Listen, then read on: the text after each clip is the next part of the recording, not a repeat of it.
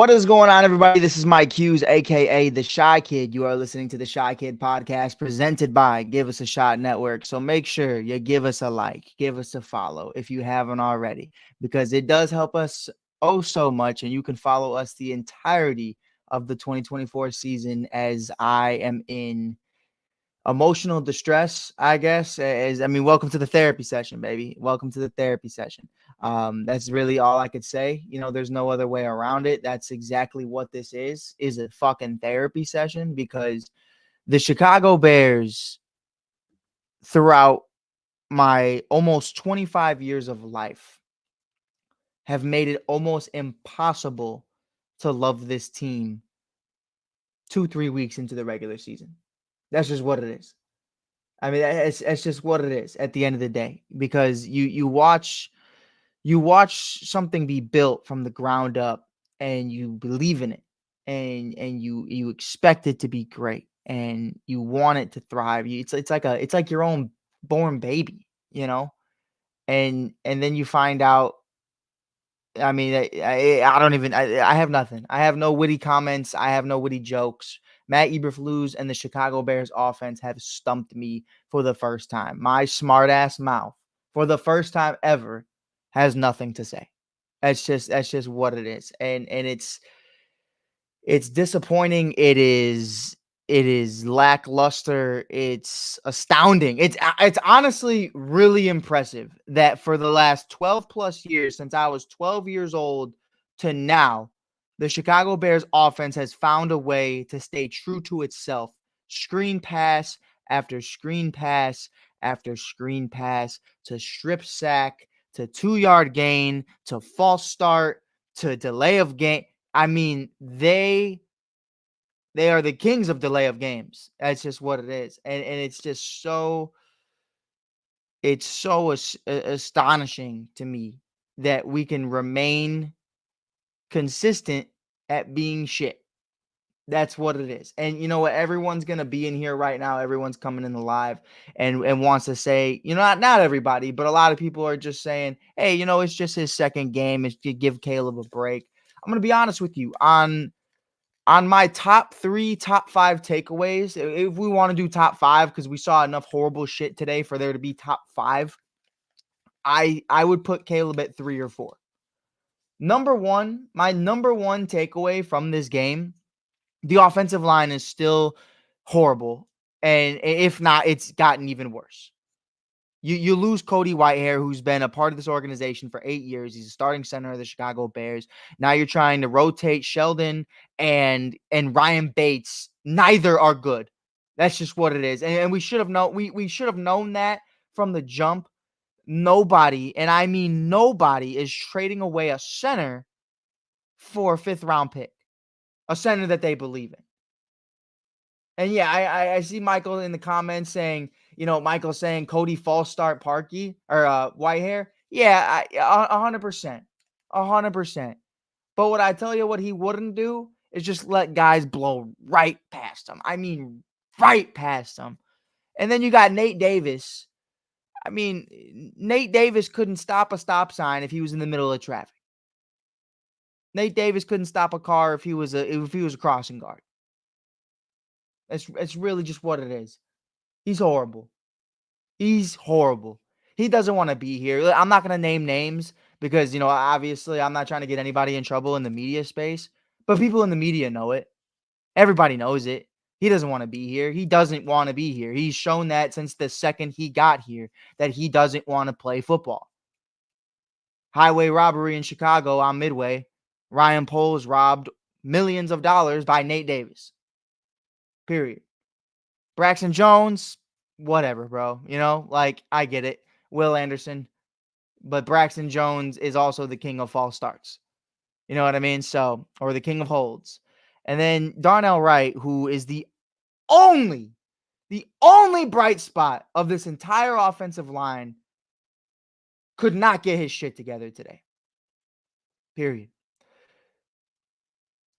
When I watch the Green Bay Packers win a football game with Malik Willis as their starting quarterback, And we can't win with the next Patrick Mahomes, DJ Moore, Rome Odunze, and the best fucking defense in the NFL.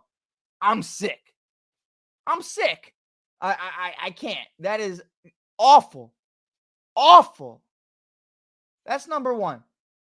That's number one. Like, the offensive line is awful, and there's no way around it. Every single one of them were horrendous tonight. Nate Davis is horrible 365 days out of the year. Now, Braxton Jones, hit or miss. You know, guys like Sheldon, you just got here, so I really don't give a fuck. But the big one, obviously, is Darnell Wright. You got to get it figured out, man, because you're the only guy I have hope for on this entire line. Number two, Matt Eberflus. Like, I want to talk about Flus, because here's the shit that pisses me off. Hard Knocks tried so hard to make you fall in love with Matt Eberflus, and that's what they do. That's what they do. Hard Knocks loves to just try to get you to go there. They try to get you to fall in love with somebody. They try to make you wanna fall in love with the storyline and the characteristics of who that person is. I love Jamal Williams because of Hard Knocks. You know what I mean? Like, if you're going to piss like a puppy, then stay on the porch. That's Jamal Williams. But when you have a guy like Flus, who since last year, the most blown fourth quarter leads in NFL history, and now just blows timeouts and false challenges like nothing. You're just handing away timeouts. That's what it comes down to. You could have went into that 2-minute drill with 2 timeouts and the 2-minute warning. But you want to challenge a play because Kyler Gordon told you that he had the ball and that was good enough for you. Not the replay booth, not anything else. I mean, it's astonishing. It's insane to me that we're at this point where I have to sit up here and talk about another defensive coordinator that gets a head coaching job in the Chicago Bears organization. And now I'm trying to figure out why our quarterback can't figure it out. I'm trying to figure out why our offense has no motion. I'm trying to figure out what my elbow from my ass looks like if I'm DeAndre Swift, because he couldn't see a hole if he was at a whorehouse. That's just what it is. That man, every time he gets the ball, straight to the sideline. Every single time. I've been watching this man on Hard Knocks for, what was he on? Hard Knocks with the Lions. He's on Hard Knocks with the Lions, and they're hoeing him. They're chewing his ass out. And Ryan Poles obviously tries to do his due diligence and get Saquon Barkley. Didn't work out. But, man, I'd never liked DeAndre Swift from day one. I still don't like him. I'll tell you what, he could score a touchdown in every single game for the rest of the year, and I still won't like him. And that's no disrespect towards him. Probably a great guy. I met him before at a Sky game. He's cool people. But he's just not good. He's just not an every down back. Now, in the passing game, sure, you can use him. He's like he's a shiftier, taller version of Tariq Cohen. That is DeAndre Swift. Tell me I'm wrong. Tell me I'm hating. Like, that's tell me I'm wrong. Number 3, you know, and sure, you could say number 3 is DeAndre Swift. I know number 1 is the offensive line. Number 2 is Matt Eberflus. Number 3, you could say it's DeAndre Swift. You could say it's whoever. It's Caleb Williams. Listen, I tried. I tried so hard, and I'm not done with him. I'm not done with him. We got 4 or 5 more years of this. I hope he's that guy. I would hope he's that guy. It's not Caleb Williams' fault he was sacked 7 times today. But what I will say is this. In that fourth quarter, and towards the end of that third quarter, I saw a guy who got away from the game plan and just started playing hero ball. Slinging it as far as he can, as high as he can, just to try to make something shake. And I like that from you. Like, hey, kid, I'm happy, that you want to be that guy. But it's situational football, man. This is a tight game, and you're throwing the ball 40 yards away from DJ Moore on 2nd and 3. Like, that's really what it comes down to. Like, it's 2nd and 3rd, and you don't need to just go for the huge hooray bomb that you can win the game with. At all the time in the world. All the time in the world. Caleb Williams on the day, 2 interceptions that were both completely his fault, almost 3. He went 23 for 37 with 174 passing yards, 0 touchdowns. Still waiting for that. 8 quarters in the NFL, 0 passing touchdowns. Really, if you want to count preseason as well, he's technically got 4 or 5 games without a single fucking passing touchdown. So there's that as well. He had 5 carries for 44 yards. If I'm not mistaken, he leads the Bears in rushing yards. Yes, he does. 5 for 44. DeAndre Swift, 14 carries for 18 yards. Travis Homer, 1 for 6. Khalil Herbert, 2 for 3 and a touchdown. Shout out Khalil Herbert, only touchdown of the game.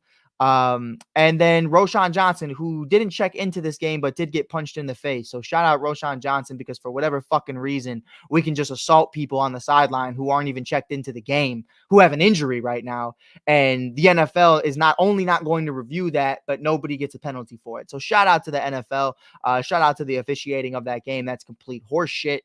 He should have been ejected from that game. But there's a lot to unpack, man. There's a lot to unpack. I'm gonna try to get my guy Kevin here. We'll see what happens. I'm gonna try to get Kevin here. We'll see if he's available. Let's see. If Kev gets in here, we'll definitely do something. But I mean, we don't have a lot to talk about today, man. Yeah. That's really it, brother. I have no words. I don't know what to say at this point in time to make it better. That's just really what it comes down to at the end of the day. I'm trying my hardest to get Kevin here. Hosts.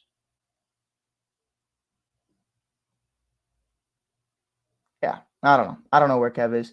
Kev will text me if he gets in here, but he's probably doing something as well. But yeah, I don't know, man. Yeah, I don't know. We're just live right now, by the way. This isn't like there's no segments to this. This is just our first initial thoughts of the game. Gordon almost has a pick 6 for sure, but almost doesn't count. I almost finished college. That's really what it is at the end of the day. You know what I mean? It's not good enough. It's not good enough whatsoever. Now the Bears in this game, let's pull up the team stats because I don't want to get anything wrong. You look at the team as a whole, 205 total yards. Total in 2024 with Caleb Williams, Keenan Allen, Rome Odunze, DJ Moore. If Keenan Allen didn't play, I don't give a fuck. Cole Kmet, number 1 defense. You currently have 205 yards. 205 yards. 134 passing, 71 rushing. 15 first downs compared to 15 first downs. 6 for 17 on third down efficiency. They were 4 for 14. 1 for 2 on fourth down compared to their 1 for 1. We had 66 total plays. They had 61. We allowed 7 sacks. They allowed 3. We punted the ball 6 times. They punted the ball 6 times. Penalties, we had 9. They had 12. They lost a fumble. They threw 0 interceptions. We threw 2. Time of possession, they had the ball for 28 minutes, 47 seconds. We had the ball for 31-13. Yeah. Yeah. Shout out to them. I felt like we got to the quarterback today. I felt like we did a lot of things right. I felt like this defense was poised. They were ready for this monster, 3-headed monster of a wide receiver trio in Dell, Collins, Diggs. Obviously, Mixon leaves early but comes back. They have Schultz, CJ Stroud, offensive rookie of the year. I mean, I think this defense did very well. It was a tall order, and they pounded the drink down. Pause. But yeah, I mean, it's frustrating. We're gonna try to get Kevin here real quick. See, I hope y'all can hear this on the mic. I'll try to pick it up. But we got Kevin here right now. Kev, can you hear me, baby? What up, my boy? What up, baby? How you feeling? What's going on, bro? Yeah, you pause. Why'd you pause it, my guy? It happens. It happens. How you feeling, kid? How you feeling? Oh, not great, Mike. Not great. No, not at all. We were kind of just giving our top takeaways of the game. 16 punts to 0 passing touchdowns for Torrey Taylor and Caleb Williams. I'm counting it. If you want to count preseason, it's even more. He was told he wasn't going to punt much here, and that's all he's been doing lately. So I want to ask you, bro, because listen, I'm not trying to gaslight you. We just letting the chat know, This is a OSU alumni right here. This is a guy who has seen a lot of great quarterback play. Uh, Kev, man, what am I seeing on offense right now, bro? You think I got an answer to that question, Because I don't. Somebody in this chat has to, Kevin. I don't know, dude. I mean, like, I'll say for everyone in the chat right now, I would make this less about Caleb and more about the offense as a whole. Right. Caleb missed throws again today that he cannot miss. 100% missed throws that he cannot miss. That throw to Carter on third down is the one that sticks out to me. DJ Moore expresses frustration. But, Mike, we know what this boils down to. And we know it because you and I have been talking about this team and watching this team since we were 4 years old, right? And we were in Sundays together talking about this team. And the same problems we were talking about when we were there in Sunday school and elementary school are the same things we're talking about right now. And here's what scares me real quick, Mike. I'll tell you what scares me. And I tweeted this. Was this game not for you reminiscent of that same Cleveland Browns game and Justin Fields' first career start where he was sacked 9 times and the offensive line had no answer? Because that's what it felt like for me. Sacked 7 times today was Caleb Williams in that Bears offense. No answer for anything DeMeco Ryans and the Texans drew up. And the problem is, Mike, that is a game that can set a quarterback back. That is a game that can ruin a quarterback's confidence and ability to work in the pocket, and it scares the hell out of me. Yeah, I mean, that's a great comp. I think it definitely did have flashes of that. For me, it reminded us of what we've seen the last 12 years since we were in Sunday school together talking about it. This reminds me of when we had Marshall and Forte and Bennett and Jeffrey and Cutler, but again, screen pass after screen pass after screen pass, and we're watching this unfold.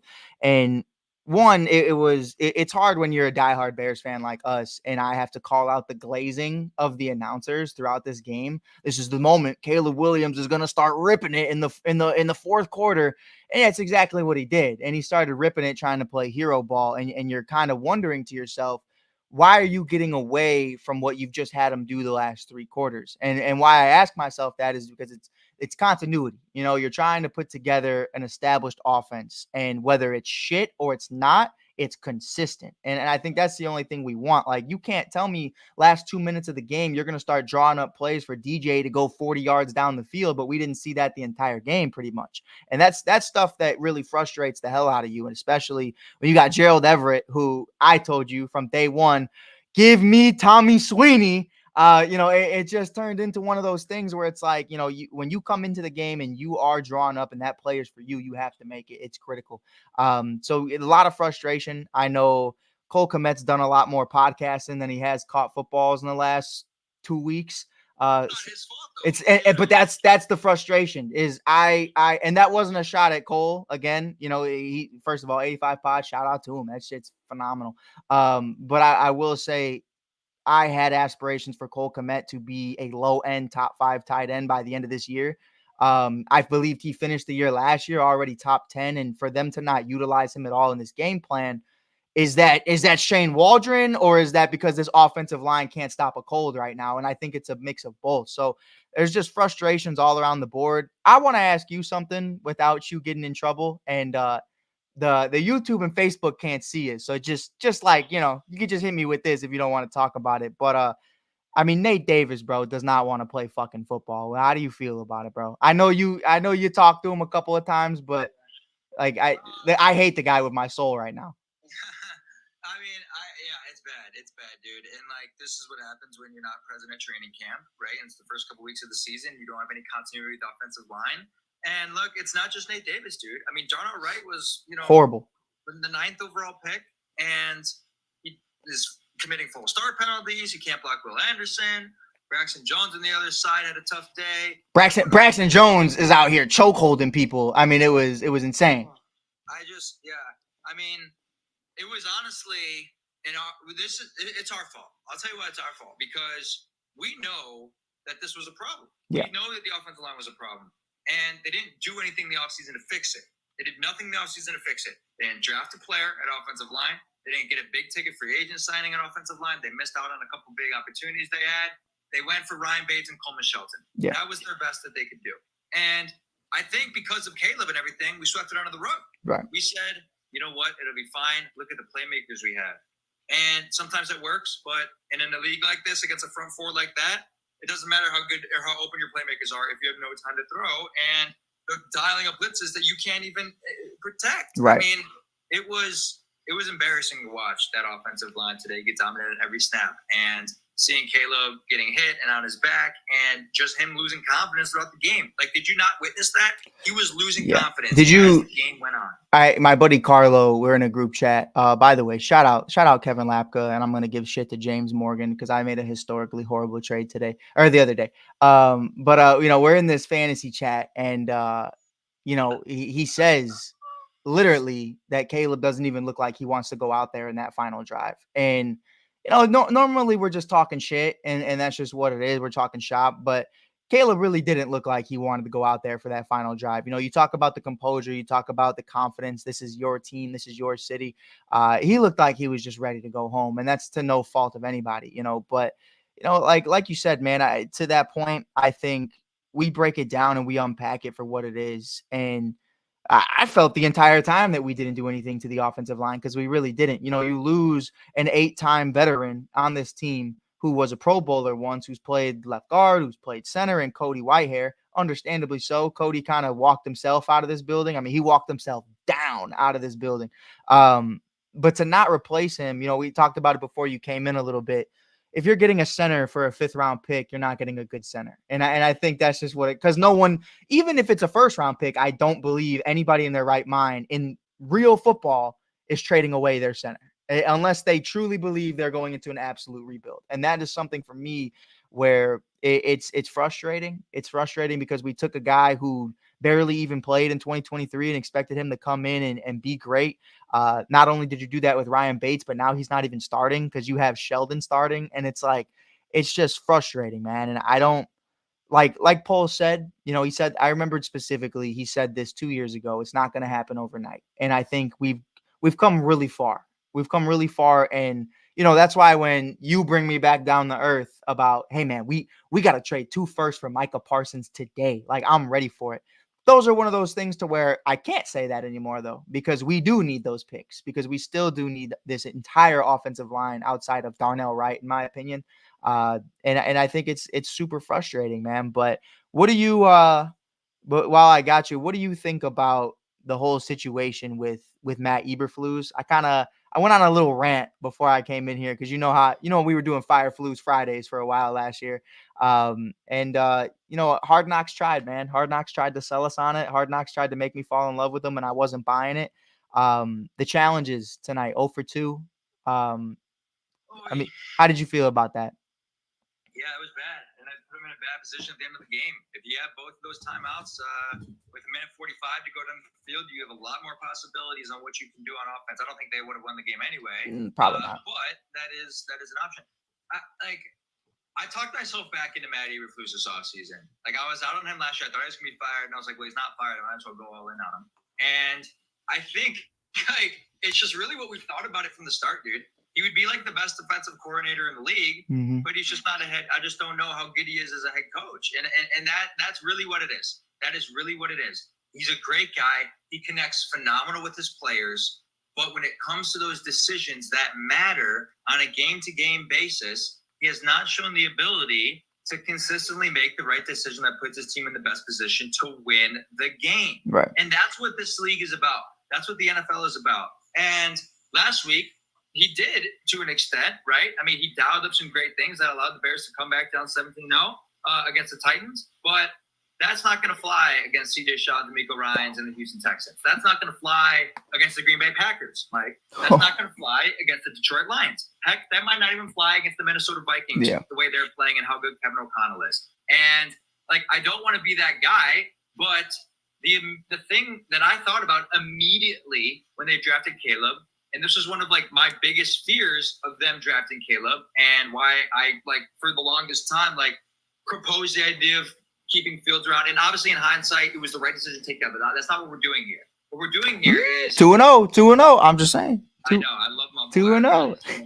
But what we're doing here is we are trying to avoid the same situation where you have a lame duck head coach, and then say he gets fired, and then year 2. The quarterback learns a new system. The whole scheme is new. and you go through this same cycle that the Bears have been in our entire life. Right. And I just get afraid that if these decisions continue and there's that same ineptitude, that he will get fired, and then you're in that same cycle, and that's just not where I want to be. So I don't know, man. I'm with you. What did you think about it? That's exactly where I'm at, because there have been back-to-back first-year quarterbacks for the Chicago Bears whose head coaches have been fired after their first year. And that's Mitch Trubisky with John Fox, and obviously Justin Fields with Matt Nagy. And on top of that, Ryan Pace. So, you look at that situation from the jump. What I said back in 2022, or was it 21, 22? I wanted Brian Dable.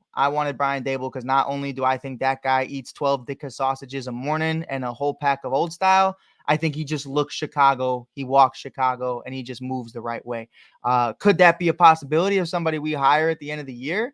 Potentially. Could I be wrong and the Bears win the Super Bowl? Potentially. It's only week 2, so I'm everywhere right now. But my big thing is just, again, continuity. Continuity in the workplace is really important. You can't have your boss get fired the second you get a job when he's the one that brought you in. And I think that's really frustrating for me because you look at that, and I don't think that just impacts Caleb Williams. I think that impacts Keenan Allen and his status. Keenan Allen came here via trade, and he's a free agent at the end of the year. And not only does he want to get paid, he wants to play winning football. If we play like shit the entire year, and then we have a new head coach that he's uncertain of in the beginning of next year, maybe another defensive-minded head coach, knowing George McCaskey, it's frustrating. And there's a lot that goes into that. And I think, it's definitely something you don't want to see. Like, again, like you said, once it happened, you're pissed. We wanted Harbaugh. I wanted Harbaugh. I wanted anybody other than what we're dealing with right now. Was it Ben Johnson? Ben Johnson of the Detroit Lions would have done anything to get that man. Obviously, he made the right business decision for himself, wanting to continue to build that resume, play winning football. But which is crazy when we're talking about Detroit. But yeah, that's really where I'm at, man. Is I really tried to be like, you know what? That revolving door of an offensive coordinator, maybe it can work out, and Falus can be that guy. But that's the problem, Kev. You and I, time and time again, I have to buy myself into it. I have to sell myself into believing in this team, and it's frustrating, bro. But I want to try to switch it over, man, because. Well, hey, let me address this real quick. Yeah, go ahead. I'm reading a ton of comments here on TikTok. We got a bunch of people in here. Appreciate y'all coming in here right now. But a lot of people are telling us to stop overreacting, and it's one game and it's 2 games. I'm like, this is true. Let's make this clear, Mike. This is true. It's been 2 games. They're 1-1.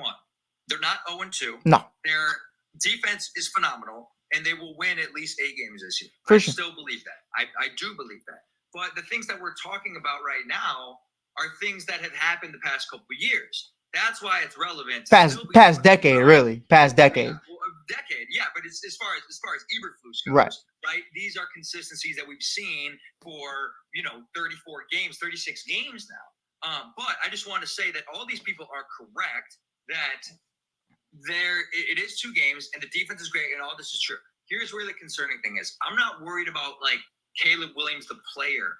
I'm worried about the development and the offense. And I said that at the start, and I need to make that clear.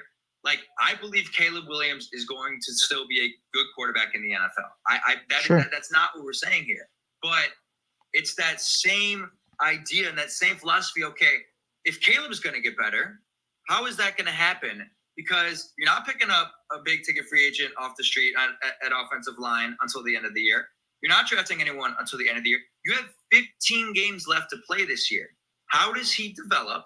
How does he properly develop with this offensive scheme that clearly hasn't worked through 2 weeks? And maybe they figure it out. Maybe they do. Maybe they get smart and they use this 2 weeks of data that they have and they get better.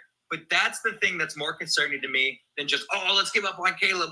Fields is better. Find a new quarterback, this and that, right? We can't be forcing ourselves into those conversations. And I don't think you and I mean, anybody else can say what they want. I know there's a lot of frustrated people right now, but I'm not giving up on the kid. I've said it from day one, and I'll say it on this pod, and I'll say it wherever. I think Jaden Daniels was always, to me, that prospect that I think immediately was going to have more success. But I think long term, Caleb has those intangibles to really take over and just be a different level of higher ceiling caliber quarterback.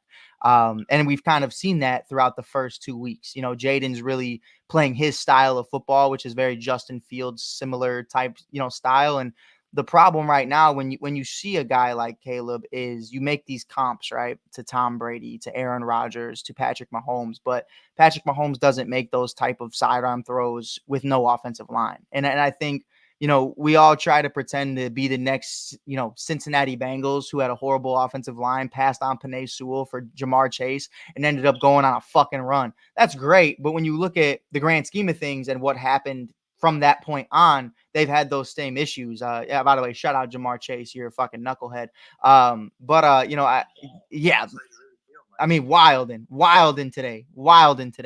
Cost your team the game. That's just, you talk shit all off season that you should be paid, then you cost the team the game against the Chiefs. So shout out to him. Shout out Stitch real quick. Sending in those lightning. Shout out Stitch, man. Yes, sir. Yes, sir. But no, man, I hear you and I get it. And I think for me, like I said, when you look at it, I'm gonna make a little comp here. Maybe people get it, maybe people don't. If Caleb Williams was a policeman, he's got a gun with a lot of bullets in him.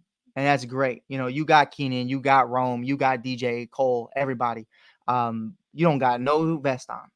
You don't have a single vest on. That's just what it comes down to at the end of the day. No one's protecting you. You're just out there gunning it. And, sometimes that's going to work for you. Sometimes it's not. But more times it's not when you start playing winning football. When you come into February, January, it's going to be a problem. And when you got Will Anderson and Daniil Hunter, Kevin, like that was real. That was a real test for this offensive line. And I'm not gonna go crazy on them because they couldn't really handle that order for 4 quarters of football. But today I saw Malik Willis go 12 for 14 and get the win. So when I see shit like that, nothing. You've known me almost 20 years. I never stopped talking, bro. When I saw that, I was speechless. I had no words. And then I see what we have. Man, bro, like, are you fucking kidding me, bro? Like, that's ridiculous. And that's one of those things where it's like, we just got to figure it out. There's no excuses when the guys up north have a fucking nobody go 12 for 14. Malik Willis's game alone was better than any passing game I've seen from Justin Fields in 4 years as a Chicago Bear. Oh, that's the worst take you ever That's not the way. It's just really what it is. The man won the game and was amazing. 12 for 14. Shout out to him.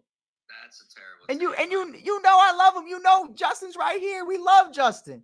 But you fucking and like what's even crazier to me, bro, is if you pull up Justin Fields' stats right now, he's better than Caleb Williams. Dude, stop, bro. Stop. And no, like Kev, these are like, but you hear what I'm saying? Like, these aren't things I believe, but these are things that if you look at it on paper and it's right in your face. 12 for 14 by Malik Willis and a Green Bay Packers win over the Indianapolis Colts.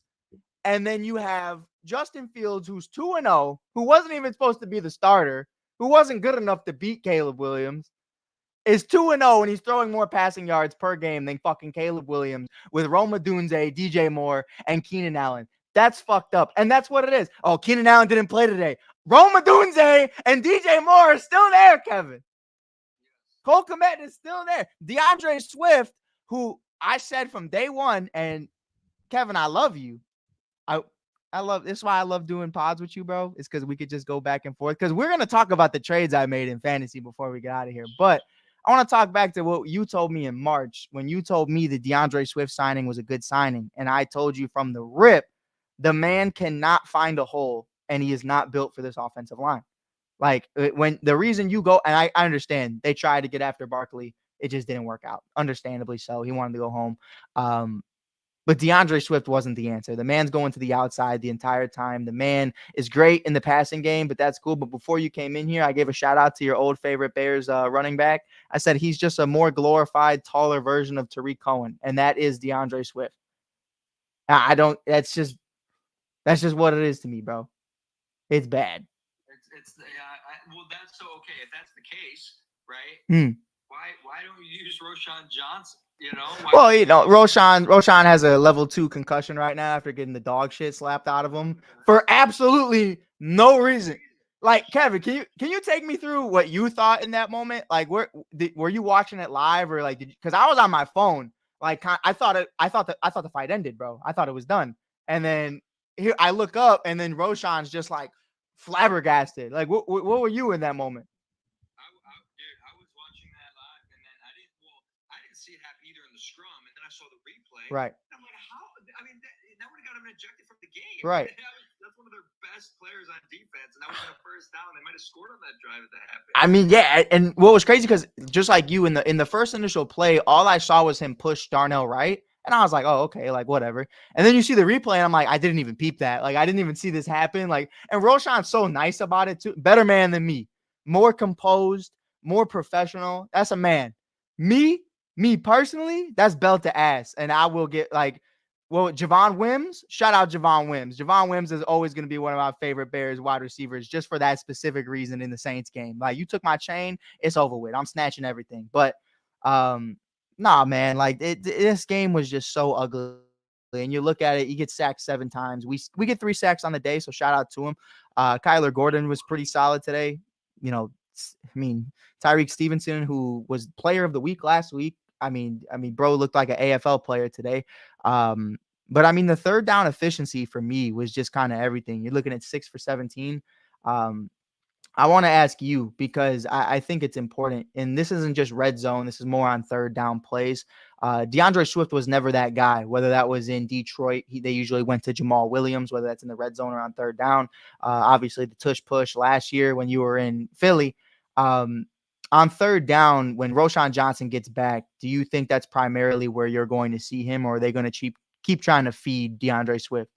No, I mean, again, like I don't know if it's about a down to down thing more than it's just like situational play calling, right? And it's just like he's not an in between the tackles rusher. And you said that, and there's value to what DeAndre Swift brings to an offense. Yeah, that's fine, right? Like he's a great pass catcher. He's great on the outside, but he's not an in between the tackles rusher. And Roshan Johnson is. So if you're going to dial up and in between the tackles rush on third down, then that's who you're going to be in the game. If you're going to design a toss crack, you're going to you're going to give it to DeAndre Swift. That's really what it is. So look, at the end of the day, Mike, I'll just leave you with this, and then I'll let you finish it off on your own here. Like no overreactions. Like we have to be measured and reasoned. And this is to a lot of people in the chat who are very upset. Very upset. And you have the right to be upset. We deserve better than this, right? After what they've assembled this offseason, and what we believe that Caleb has been made out to be. We deserve better than 13 points on offense in this game, and 0 points on offense last game, aside from field goals. So don't overreact though, right? Like watch the tape tomorrow, see where it went wrong. Like I don't think it's an overreaction to say that there's something wrong with the offensive line. Like that's not an overreaction, that's just a fact. Yeah. But when it comes to Caleb itself, like take a breather. He's going to be okay. I'm a little bit concerned about the long-term development if the offensive line is that bad, but you play an opponent next week that has been physically dominated up front for 2 weeks in a row in the Indianapolis Colts, dominated by the Packers and Josh Jacobs, dominated by the Texans and Joe Mixon that first game. Next week, great opportunity to run the ball, establish a rhythm on offense, and dominate the line of scrimmage. And if they do that, you're going to feel a heck of a lot better going forward against the Rams, who are a team that's 0-2. Yeah. And pretty easy schedule after that. So all I got to say is let's not overreact too much yet. Let's see what plays out. Caleb's going to be fine. We'll be fine. And Mike, that trade you made in fantasy was the worst fantasy trade you ever made. Man, Marvin, brother. Marvin, brother. Kev, I appreciate you coming on, baby. I'll shoot you a text after this, but I got another trade cooking up. I'll let you know. Oh, man. That was Kevin Lapka, everybody. For anybody that wants to follow him, you can follow him on Instagram, or you can check him out at 670 The Score, and a bunch of other stuff he has going on in the very near future. So I do appreciate my guy, Kev. I do appreciate everything he's doing. Lakeshore Drive flag football champion, baby. Love to see it. Love to see it. But yeah, man, I think for me, the big thing really does come down to continuity. I'm not overreacting about Caleb Williams. I think anybody would know if you've listened to this live from the entire time. Caleb really isn't the issue. But it very quickly can be the issue. You know what I mean? Like, and what I mean by that is the development or the lack thereof for Justin Fields, kind of turned him into who he is today and the situation that he's in. And I think, I mean, let's be real. You look at Justin Fields from day one as a Chicago Bear in 2021, 2022. No offensive line and no offensive coordinator and no real head coach. And 4 years later, Caleb is set up in that very same situation. Now, he does have a plethora of offensive weapons from Keenan to DJ to Rome to Cole to DeAndre to Carter to Johnson to everybody on that team, Roshan, even himself. And you do have a better offensive coordinator than Luke Getsy. Anybody, a chair is better than Luke Getsy. Damian Lillard took to Instagram earlier today and even said that, hey, maybe Justin Fields wasn't the problem in Chicago because he is a Los Angeles Raiders fan. A Las Vegas Raiders fan. So, shout out to Dame Time for taking some recognition for our guy Justin Fields. But it's more so I'm worried for Caleb. He in the fourth quarter, I will say Caleb, late third quarter and fourth quarter, Caleb Williams was playing hero ball. And as much as I respect that, you also have to stick with the game plan. But in that same breath, when the game plan is screen pass, strip sack, fumble, there's not much of a game plan there. So, it is what it is at the end of the day.